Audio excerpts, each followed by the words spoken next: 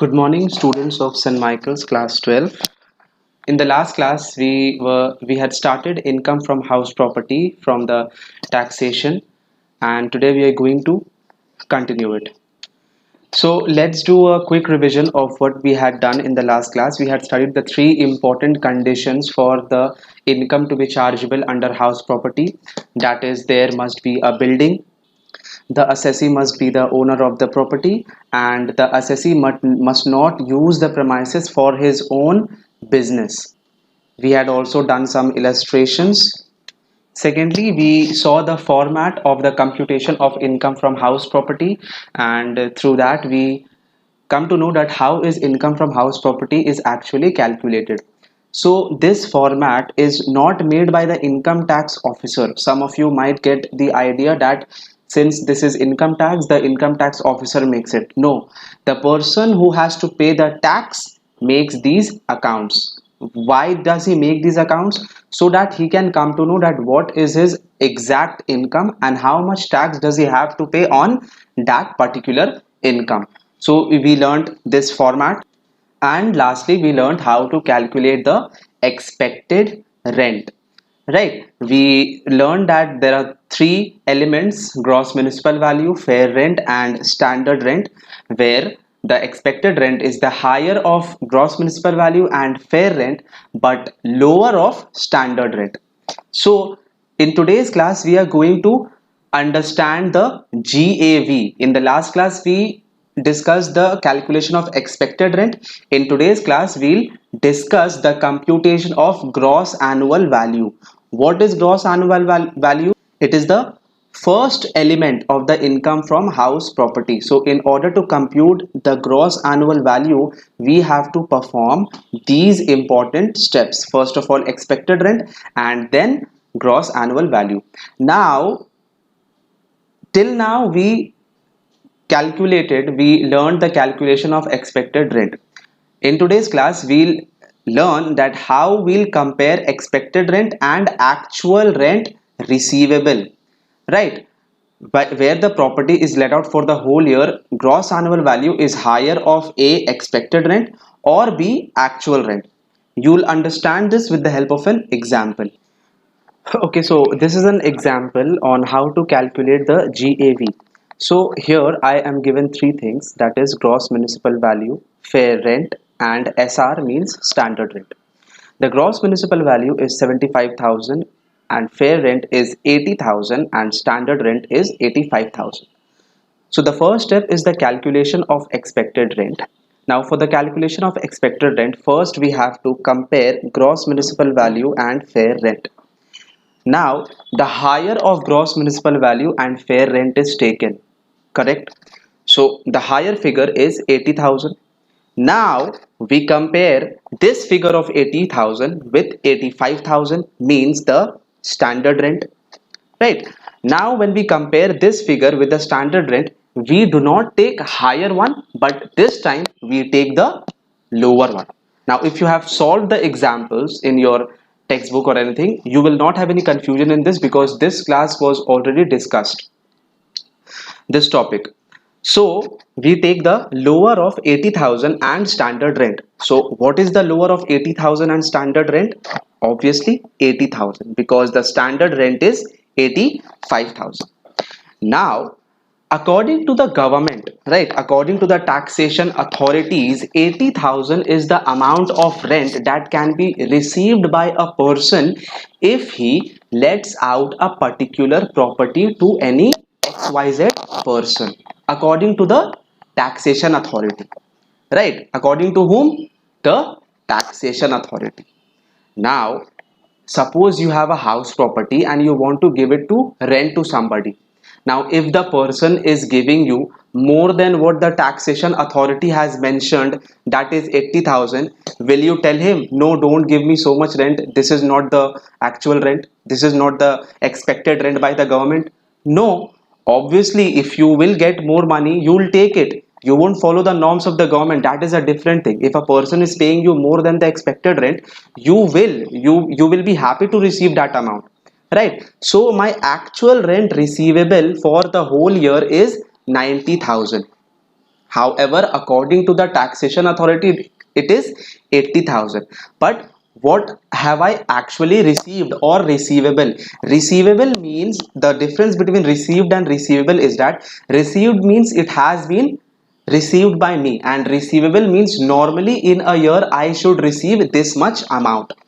Right? Suppose 10,000 is the monthly rent. So what is the actual rent receivable for the whole year? 1,20,000. Right? Okay. So now the last step of calculating GAV is that we compare expected rent with actual rent receivable. Now, which one is higher? Which one is higher?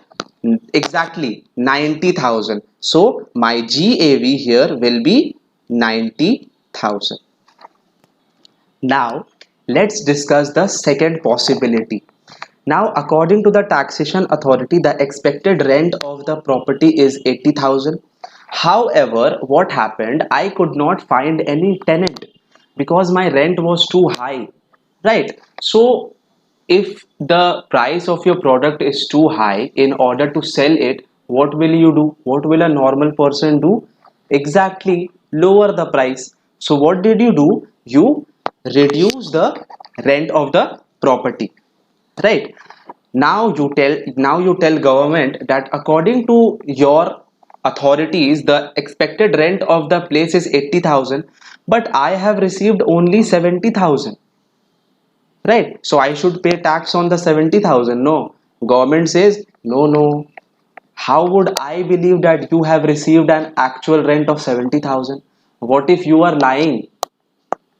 Right? What if you are telling us a lie and you are hiding your income? If you hide your income, then you will pay less tax to us.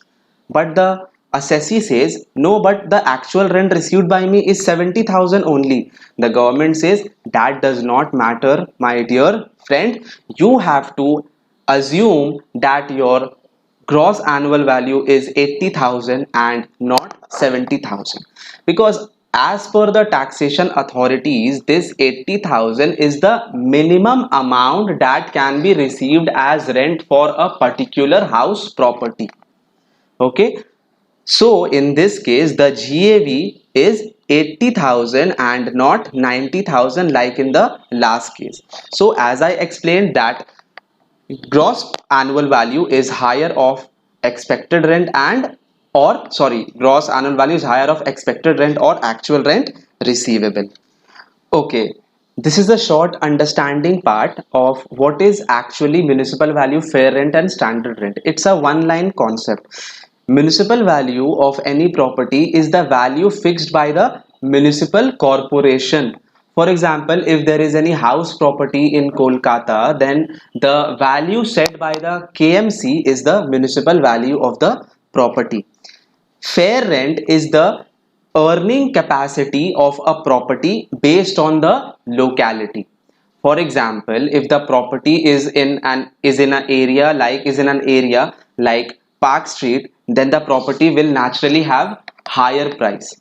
Or if it is in like uh, any other area, it will fetch a lower rent. So that is the fair rent. And standard rent is the rent fixed by the court. Why does the court fix rent? Due to the indifference between the landlord and the tenant. It happens sometimes that the landlord says the rent is this much and the tenant says that the rent is this much. Obviously the landlord gives a higher rent, the tenant gives a lower rent. So in this case the court comes in between and decides that what will be the standard rent of the place. The fourth element is actual rent receivable or received, which I have already explained.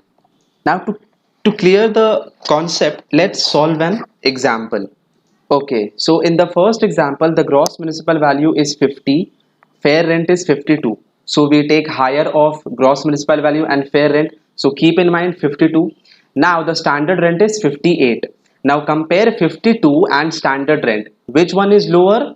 Right, 52. So 52 will be my expected rent. Okay, so write 52 over here also. Now we compare expected rent and actual rent receivable. So we take which one, higher one or lower one? We take the higher one. Now this 60 has become my gross annual value. I hope you have understood this thing. If you have any problem, you can email me at the email account. I'll provide it with you to you in at the end of the video. Okay, so another example, gross municipal value is 55, fair rent is 57. We take the higher one, 57. We compare 57 with the standard rent and we take the lower one, that is 54, will become the expected rent. Now we compare 54 with the actual rent, means we compare expected rent and actual rent and we take the higher of them. So here in this case 56 is the gross annual value of the property. Now last example, 60 is the municipal value, 68 is the fair rent, so we take 68 and then we compare it to the standard rent, that is 50. So 68 is compared with standard rent, 50 is lower of the two, so 50 will be my expected rent. Look, it doesn't matter what is given in the standard rent, you just calculate the higher of the two and then the lower of the resulting figure and standard rent. Even if the standard rent was 25, the expected rent would come to 25. No problem, just do as the sum requires you to do. Okay, so here also my expected rent is 50, right, and my actual rent is 45. So which one will we take? We'll take the higher one. So 50 is my gross annual value. So we have finally learned how to compute the gross annual value, but the sad part is that this is only in case of first category, that is property which is let out for the whole year. We still have 3 more categories to be studied, but that is an easy part. Once you learn the property let out throughout the year, you will also become acquainted with the rest of the categories. Okay, if you see the next part of the income computation of income from house property, you will see that there is a thing called municipal taxes paid. Now it may seem quite easy that we have to just deduct the municipal taxes which is given in the sums, but there are a set of rules and regulations which have to be followed while deducting the municipal taxes. So let's get on with it. The first rule is that municipal tax paid, if you see carefully, I have underlined paid, right? I'll make you understand the implication of this underline in the further in this video, right? So municipal tax paid is deducted from GAV to arrive at NAV, right? When we deduct municipal tax from gross annual value, see, we are deducting municipal tax from gross annual value, the resulting figure is net annual value, right? From the format only this is clear, so that when we deduct municipal tax from gross annual value, what we get is called net annual value. Now the other one, further, municipal taxes will be allowed as deduction only if it is paid by the owner. Okay, so suppose in the sums they say that the municipal tax has been paid by owner and tenant. So the owner has paid, suppose, 5,000 and the tenant has also paid for whom? For the owner. He has paid 3,000 for the owner, right? So this municipal tax is the responsibility of the owner. The owner of the house property has to pay the municipal tax, not the tenant. So what will be the amount to be deducted from the gross annual value as municipal tax? The amount which is paid by the owner only will be deducted and this will be ignored, right? So when we compute as per the previous example, what we'll do, we'll write here only an amount of 5,000 and not 8,000. Why? Because the 5,000 has been paid by the owner and we'll take that amount only, and the amount by the tenant will not be accepted as a deduction. Okay, I hope it is clear, and please keep copying as you see the notes. So the second point is also clear. If deduction will not be allowed if the tenant pays the municipal tax. Third one, municipal tax is only paid when it has actually been paid. Unpaid or accrued is not allowed as deduction. Okay, follow this example to understand the third point. Municipal tax accrued for the year. So in the sums you have been given information for the whole year that in this year, suppose 2020, municipal tax it has been accrued 15,000. However, the paid part is only 10,000. So what will be the amount of deduction to be allowed?